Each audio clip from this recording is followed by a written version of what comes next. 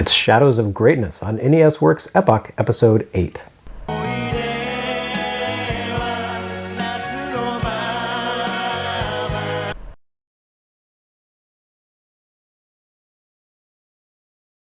Epoch's second release for September 1984 does exactly what you would expect from an Epoch game. That is to say, it rips off someone else's ideas while also being deeply self-referential to Epoch's previous work. For starters, this release combines a lot of concepts we saw in original Cassette Vision games. Just as the Cassette Vision library drew from Epoch's LSI and standalone devices, it appears that console passed the conceptual torch down to its own successor. Of course, the raw processing power of this new console allowed Epoch's designers to boldly combine elements from multiple earlier games, while lifting inspiration from even more popular hits. So let's call Punch Boy a combination of Monster Block and Monster Manor, at least to start. Like Monster Block, Punch Boy involves a lot of evading enemies and kicking blocks, which is to say, you can see some definite influence from Sega's Pingo. However, this Pingo derivative comes with a shocking twist. The blocks you move can hurt you, but they can't hurt enemies. No, you can only take out the bad guys with direct action, by which I mean the most direct action of all, punching them in the face. These enemies appear to have wandered into Punch Boy directly from Namco's arcade hit Dig Dug. Now, nothing about the way Punch Boy plays works in any way like Dig Dug, so this isn't a signal to hint at play mechanics. It's just Epoch copying art off other students' homework, so to speak. At the same time, our protagonist, Punch Boy himself, one assumes, appears to have been plucked directly from Chack and Pop. He's a little round yellow guy with big black eyes and blue feet wearing a single bright pink boxing glove, remarkably similar to Chacken, a little round yellow guy with big black eyes, blue wings, and bright pink legs and hair. Our definitely not Chacken protagonist also has to venture forth to save his lady, and the monsters who roam the game's mazes hatch from eggs. Epoch didn't file the serial numbers off very carefully, is what I'm saying. In this case, Punch Boy can only destroy enemies once they've hatched. Although you can punch and push eggs around the maze, this doesn't offer much in the way of tactical advantages, if any. Enemies don't seem to be bothered by rolling eggs, but if one reflects off of the walls and rolls back into Punch Boy, it will instantly crush him. So it's generally best to leave the eggs where they were. The only real value of rolling eggs is the fact that it allows you to line them up for potential score bonuses. If you can take out multiple monsters in a single attack, you earn lots of extra points. Now, Punch Boy's attack range makes Adol Christen look like some sort of long-distance sniper. His effective striking zone appears to span about 2 pixels ahead of him. This makes taking out even a single enemy quite difficult, since you have to get right up in its face to land the attack, and almost completely rules out the possibility of landing simultaneous kills against 2 or more foes at once. No, in order to take out groups of monsters, you need to rely on the environment.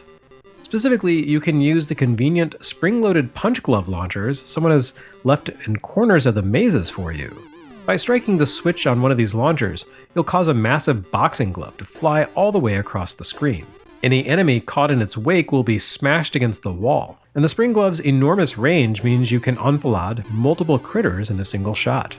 There's a little bit of carryover from Pack Monster here, as you can't activate the same switch twice in a row, which forces you to scurry around from corner to corner rather than camping out to wait for enemies to wander into your range.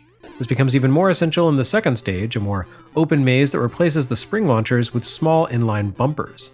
Punching these bumpers will cause them to tremble slightly, taking out foes in the adjacent space. This is a lot more limiting than the long-distance spring launchers, and the erratic enemies prove annoyingly difficult to lure into the range of the bumpers.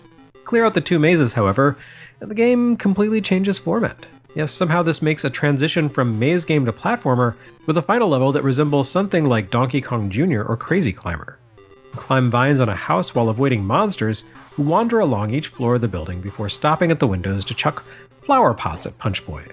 Meanwhile, streams of rats scurry down the vines, not unlike Donkey Kong Jr.'s Snapjaws. Weirdest of all, one of your attack buttons now becomes a jump button, allowing you to leap over enemies. Naturally, you have to punch both the ghosts and the mice in order to take them out, this being Punch Boy and all.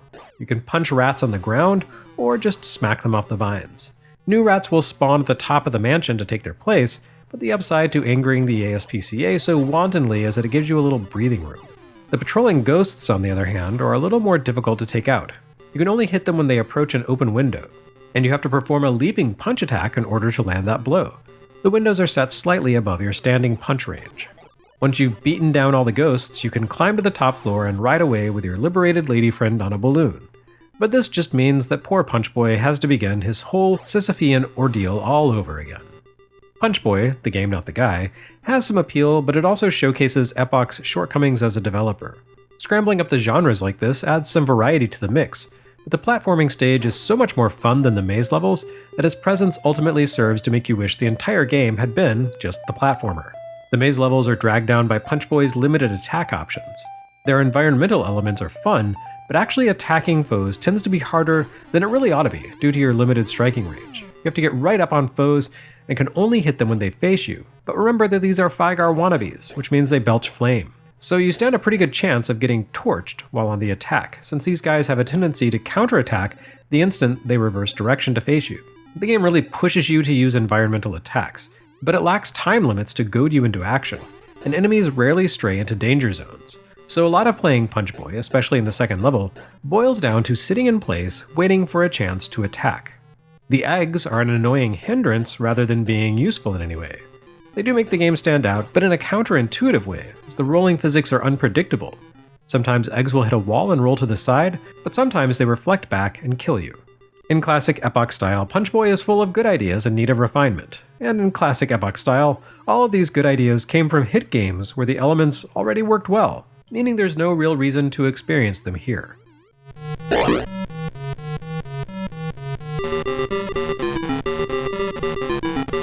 If you're expecting a jolt of originality with September 1984's final Super Cassette Vision release, you might as well just keep on looking. Elevator Fight doesn't even pretend to be a fully original work, it just rips off another game with impunity. Unlike Epoch's usual fare, Elevator Fight doesn't bother to try and hide or remix its source of inspiration. This is just straight up elevator action, period. To its credit, Elevator Fight beat the actual Famicom and SG-1000 conversions of elevator action to market by the better part of a year, giving Epoch a sales hook for the desperate Taito diehards. To its detriment, Elevator Fight doesn't play as well as either of those official conversions. The most interesting thing Elevator Fight does to shake up the action is to integrate a sci-fi theme, replacing the Cold War spy wallpaper with robots and lasers. Otherwise, though, it works just as you'd expect. You descend the length of a building by way of elevators and occasional trapdoors. You can move up and down freely via elevator, but if you fall the height of a full floor, you'll die, unless you drop through a trapdoor, which allows you to make a gentle, survivable landing. The enemy moon base is gated with electrical barriers that show up periodically down its length, and you can't advance past these until you collect a set of keys hidden behind certain of the base's doors. And of course, you can take out enemies by shooting them, although they have the ability to return fire. So, Moon Wizard aesthetics aside, does Elevator Fight do anything that elevator action didn't? Sure. For starters, it makes the elevators a lot more responsive than they were in Taito's game, or in Epoch's previous dumbwaiter-based adventure, Elevator Panic for Cassette Vision. When you stand at the edge of an elevator shaft, tapping the controller in the direction of the shaft will summon a lift car directly to your location, which means you spend less time waiting vulnerably for a ride. The enemy base also contains more varied environmental hazards, such as skyhooks that you need to ride across gaps, as well as death claws and laser tripwires that you need to avoid. Those are the good changes. Needless to say, Elevator Fight also introduces quite a few rough patches to the elevator action stew. The poor controls, an inevitable fact of life when dealing with the Super Cassette Vision's subpar joystick, makes enemies difficult to evade or counter. The controller lacks the precision to allow you to move and fire as quickly as you'd probably prefer. Surprisingly, the enemies possess a simple line-of-sight mechanic. If you manage to approach a bad guy from behind, you can sneak up safely behind them. That is more easily said than done. Most of the time, Elevator Fight likes to cluster enemies into bunches or drop you into situations where it's nearly impossible to pull yourself out of a corner safely. It also has a shockingly awful endgame sequence. Rather than escaping the enemy base from the bottom floor, which would be impossible since the game involves you traveling into the subterranean depths of the moon, you instead have to blow up a computer core once you reach your destination. The computer room contains 2 vulnerable panels on either side of the room, and you can only destroy them at point-blank range for some reason.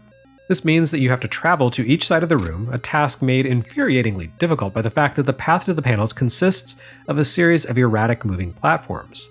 You have a very small window of safety in which you can jump from one platform to another. If you jump from too high above your target platform, you'll die of fall damage. If you jump from too low, however, you'll graze the platform's edge and die of, the emotional stress of bad collision detection. And you have to cross the room in both directions and back to the center again within a time limit without dying, all while using the Super Cassette Vision's mushy controller. The clumsy in-game sequence really sours a perfectly middling take on elevator action. What really kills it is the fact that every time you die, the game forces you to watch the camera trek down the length of the enemy base from the surface to your current checkpoint. This is a fun, novel trick at first, but the game takes way too long to complete this visual journey once you reach the computer core, so the gimmick wears out its welcome quickly. I guess Epoch wanted to show off its hardware-based per-pixel scrolling capabilities, something competing hardware either lacked or hadn't yet demonstrated at this point. And hey, what's a little game-disrupting tedium when there's fancy tech to be shown off? I ask you.